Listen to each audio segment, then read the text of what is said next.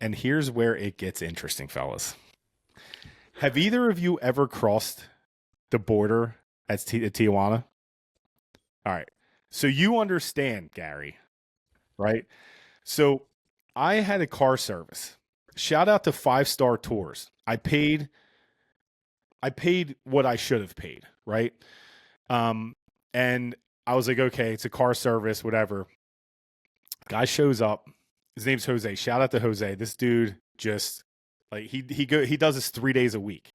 3 days a week. So he is like an expert. Picks me up and he says, Mr. Kelly. I said, call me John. He's like, all right, John, here's what's going to happen. He goes, I'm going to get you there safe. I'm going to get you there as quickly as you can. He goes, but you have to trust me. I do this 3 days a week. He goes, it is the Wild West here. So if you get uncomfortable at any time, just let me know and we'll take care of it. I said, no problem. And now, mind you, this dude's just in a t-shirt and shorts and picks me up in I think it was a Corolla. It was like a brand new Corolla, hubcaps off. You know what I mean? No tin on the window. It was clean. It was super nice. And I said to him, I was like, hey man, like, this is going to be fun, right? He goes, oh yeah, it's going to be fun.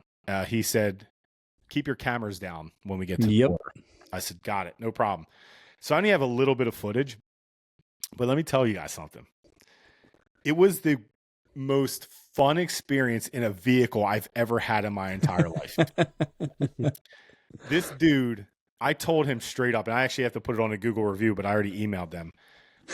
He was like a wizard flying a fire-breathing dragon. Like it was unbelievable. We get to the border, and first of all, I'm just driving, and then all of a sudden you just see like cars everywhere. Well, like he's like, dude, just hold on, I got you. I never felt unsafe ever. It was just a great experience. But like you talk about like you're driving, it's like what's it like 10 to 12 lanes wide. Yeah. Yeah. And dude's turning 90 degrees. He's like, and he's talking to himself. He goes, find the hole, find the hole. And we were through in 40 minutes. Pause. Dude, it's like New York City if there were no buildings. That's literally what it's like traffic wise. It was like, I've never experienced anything like that. I've experienced gridlock traffic here. And by the way, no one honks their horn. Everyone just sits there. No one gets angry. Everyone just does the same thing. Like, and then motorcycles just like zooming through. We didn't get stopped at the border, which was cool, but I saw some stuff that I've only seen on TV, right? People with like big SUVs, like everything's out, clothes on the ground. But I mean, I get it, not a big deal, but it was the coolest experience I've ever had in a vehicle ever in my entire life. Nice. And Tijuana, it was obviously, you know, I've been to Mexico a lot of times, never to like, you know, Tijuana or like Mexico City or anything like that, but it was different. It was a different feeling seeing that border wall. Like, right. It was a different feeling because there was a lot of kids that were out like with their parents and like peddling for money and like signs and like stuff we see here. But like, it was like, that's their life, bro. And then like 30 yards past the thing, there's like, you know, a completely different world. And like, I'm all about like, not to be political, like I'm all about like border security, right? I'm all about like keeping people that are bad out. But man, like I looked and I'm like, dude, these like, this is a human issue, right? This is, and that to me, like, I think it changed me honestly, because like you see it. And by the way, like not like, dude, they're a part of that border wall that is absolutely beautiful. Like it's really well done. Like, you know, but like that was a little harsh for me because I would look out the right side of the window and the border wall's like 15 feet from me.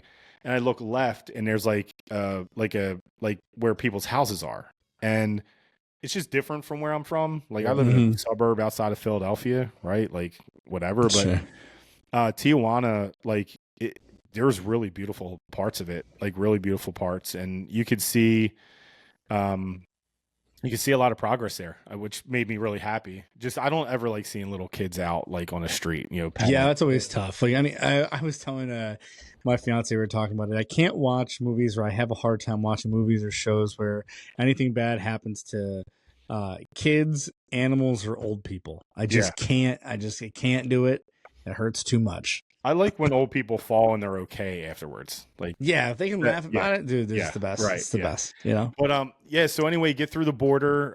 The guy Jose just he told me about everything. They're building like a super highway there. Like they're digging like a tunnel through a mountain, and he just showed me all this really cool stuff. There will be a little bit more of that in the documentary itself. I'll talk a little bit about this, but man, we got through that. And I'm downplaying when I say he was a wizard on the back of a fire breathing dragon. Like it was the greatest experience in a vehicle ever.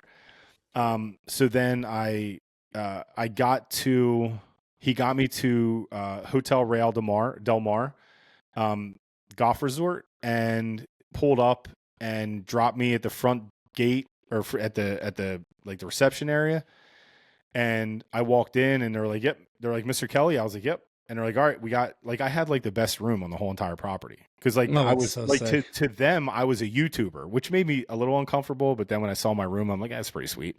Right. It makes And me they, really uncomfortable. Wait, this is pretty fucking yeah. sweet. So apparently that's where, when they filmed Titanic out there in Tijuana, that's where Leonardo DiCaprio stayed as well. Hmm.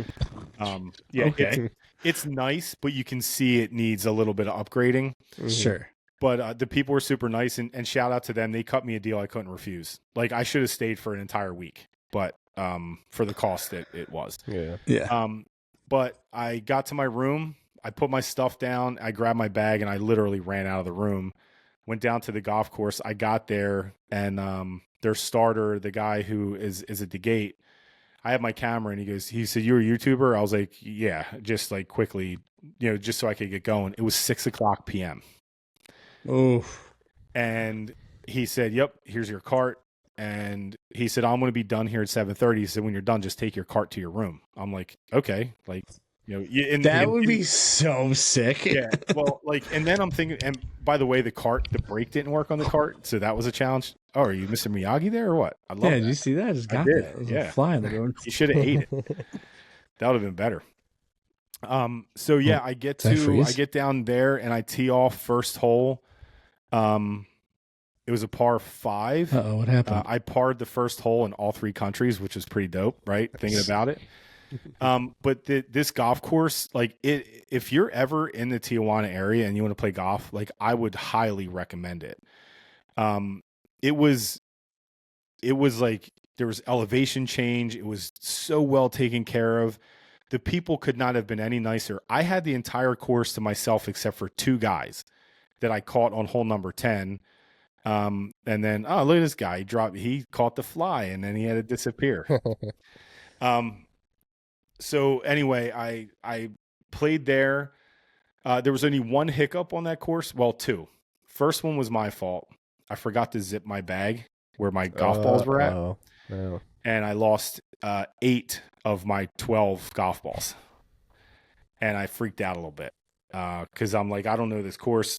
Yeah. And by the way, they were those $50 Scramble House TP5s that I lost. So I get through the course, and there was 1 hiccup. Hole number 5, they didn't tell me that it was under construction, so I hit my drive, and I didn't see any tee markers when I got out there, and I was like, okay, there's like heavy equipment on there, so I just picked my ball up. I gave myself a par, and I went, but they had like the outside of the green was all rolled up and all that, but they were putting irrigation in. So, but the rest of the course was amazing. It was great. I got done at 8:05 p.m. It was dark. I didn't see my tee shot. I knew I hit it good, but I hit a little bit long into the hill. And number 18 is a par 3, but I hit it. I heard it land. I knew it was good. But man, I had to give myself a pep talk because I started getting down. I'm like, man, I'm not going to be able to do this. And like, I think I captured some of it in the video, but I got it done, man. 45 holes, 3 countries, 1 day. And it was a grind, but like it was definitely worth it for sure. Yeah. I mean, that's a lot. Just like, it's a long day, but to literally start where your first tee shot was like, you could barely see it, and then finish in that same dark and just fitting in as much as possible. I started at 5:15. I teed off for, I think it was like 5:12 a.m. East Coast time. And I finished there. If we translated the East Coast time, it was 11 11:05 p.m. Yeah. It's a long day. Yeah, so it was a pretty long day for sure. How did you like going up to it? Because obviously you play a lot of golf, but going up to it, were you trying to play like 36 different days just to like be physically ready to play that much golf? No, so I knew like I had golf carts, so like playing a golf cart, and I felt like because my golf game was where it wasn't a heavy lift to say I could go to Scramble, right? And I can That's play. true too. You play a lot I could play there. 36 holes in an hour and a half, and I'm hitting. I mean, there I'd probably hit 140 golf balls, right? So I'm already halfway there, or like probably 2/3 of the way there, and I'm like, I know my body could handle it, but like I had like 6 hours or 8 hours in between my first round and my second round, right? So, and then in between that, and I only played 9, and then I had another hour and a half before I got to to Tijuana. So I had enough time in between. But yeah, there was a few big misses though, man. I didn't have enough water and I didn't eat enough. And when I got to Tijuana, there were 2 bottles of water in my room, and I was like so dehydrated, like I couldn't even believe it. But then I had to ration the second bottle because like I didn't have access to water, and I didn't know if I could drink the water out of it. Yeah, I'm not drinking the water out of a spigot anywhere except for home. Yeah, I mean that's like because I'm sure you were managed. Like, did you record all of it on your phone, or did you have cameras? No, so I had a DJI Osmo Action 5. Okay. Yeah. But then managing like that battery, your SD card space, like and then your phone battery and shit, like there's so much that goes into just a long travel day, let alone playing 3 rounds of golf. Yeah, so on the flight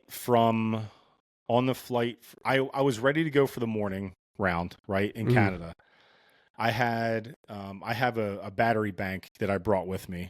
And honestly, like, the GoPro style cameras, like you can charge them fully in like, 35 minutes. Yeah. Like, it's not a big deal. And then my phone, same thing, like with the big battery bank. And matter of fact, I just used my battery bank last night because I was too lazy to find a thing for my phone. And still had like 80% on it. And that was from a while ago. So, I mean, I was pretty prepared, and I use like a legit tripod. So I just hang like I bought these little like bags from Amazon, and it fits my battery in perfect, and I just hang it from one of the things on it, and I just plug it in so I can run a battery plugged into my camera at all times. Thanks for watching today's episode. To see more of our content, be sure to follow us on Instagram, TikTok, and subscribe on YouTube. We can be found at Basic Bogeys on all platforms. Thanks. We hope to see you on the next one.